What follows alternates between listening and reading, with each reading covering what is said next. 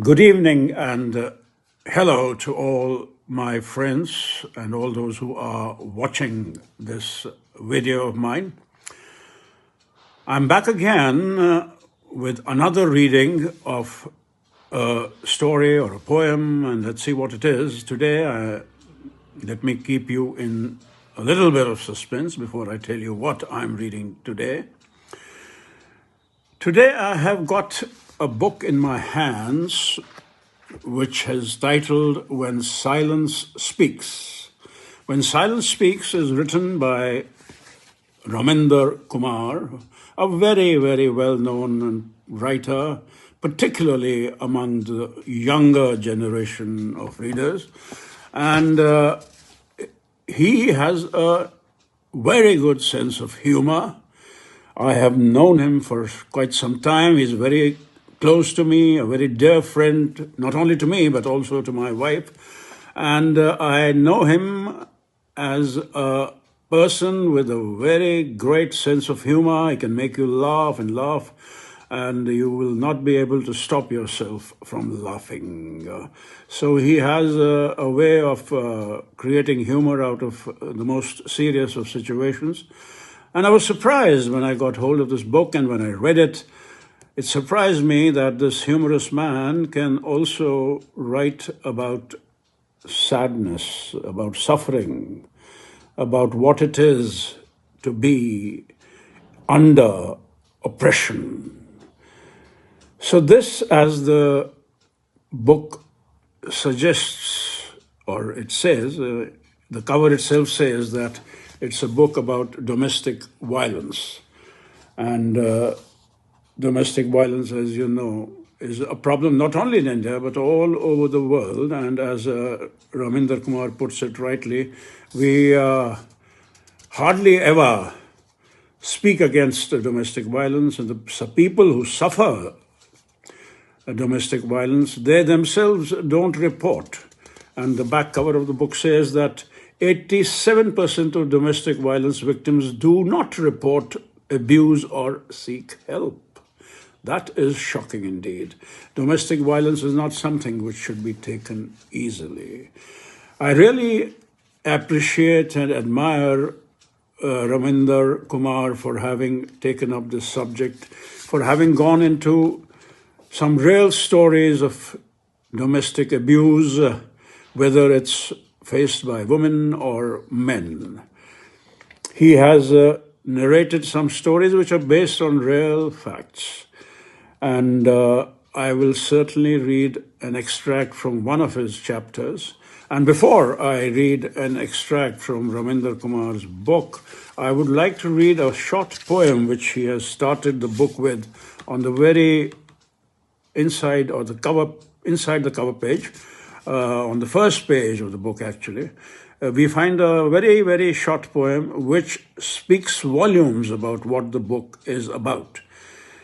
Let me read it out to you. Confined spaces, cramped lives, festering minds, angst-ridden hearts, splintered hopes, the enemy within lashing out, the victims, the other half of till death do us part pledge, or partners in love and or lust. The nowhere persons, their every journey on the highway of pain, only a dead end in sight. In houses and homes and shawls and villas and slums and mansions and villages and cities, the silent pandemic etching its indelible presence on bodies, souls, and psyches. The silent pandemic which Raminder is talking about is none else but the pandemic of domestic violence. It's a silent pandemic which has been spreading over the years, and we have not really taken any serious action against it. I hope when you read this book, when we all read this book, we become aware of this serious evil in our society, and we delve into the reasons why it takes place and what we can do to stop it from happening. So Thank you very much, Raminda, for having taken this very serious topic and written on it. And let me start the extract. This is from chapter 4, and it's titled, There's Always a Way Out. There's always a way out. Yes, of course, there's always a way out. And let's see what Raminda Kumar has to say in this chapter. Manju left, and 10 minutes later, a young woman entered. She was around 25 years old, short, dark, with a squarish face, tiny eyes, and a blob of a nose. Her name was Sulekha. After a few pleasantries, Sulekha began her narration. Sulekha, who was living in the railway colony in Anandpur district of Andhra Pradesh, fell in love with her neighbor, Tarun, when she was barely 19.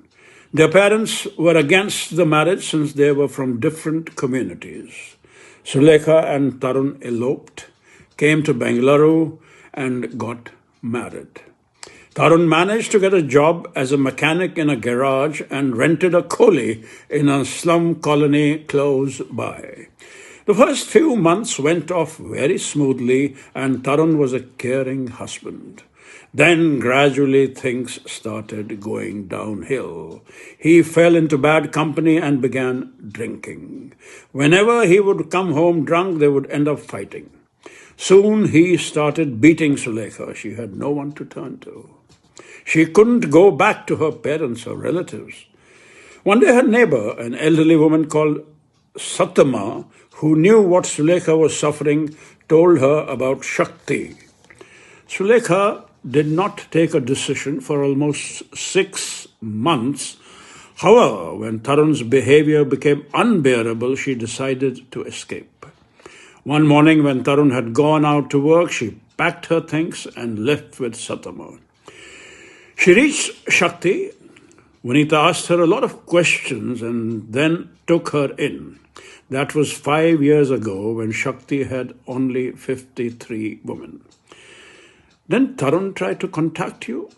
Sarika asked. 4 months after I joined Shakti, he landed here. I was left alone with him in this room. He told me he had stopped drinking and had become a completely changed man. He begged with folded hands to give him a second chance. He even touched my feet and cried. That's all I am going to read. If you want to know whether she went back to Tarun or she took a stand against him, you will have to read this chapter. There's always a way out, and for that you will have to buy this book, When Silence Speaks. And it has been published by Readomania. And they have done a very good job. The cover is very attractive. I was drawn into it. I was attracted by the cover very much. The color combination is excellent. The print is excellent, and it's a good feeling holding this book in your hands. So thanks to the publishers and thanks to Raminda Kumar, we have this book in our hands. And I find every chapter that he has written is really eye-opening. So thank you very much, Raminda, for having given us this book. And I hope your efforts will not go in vain, and we will start working against this great evil in our society, domestic abuse. So thank you very much for watching me and for hearing me, and I hope you get this book and read it. Thank you very much. Wish you a very happy evening and a very good night.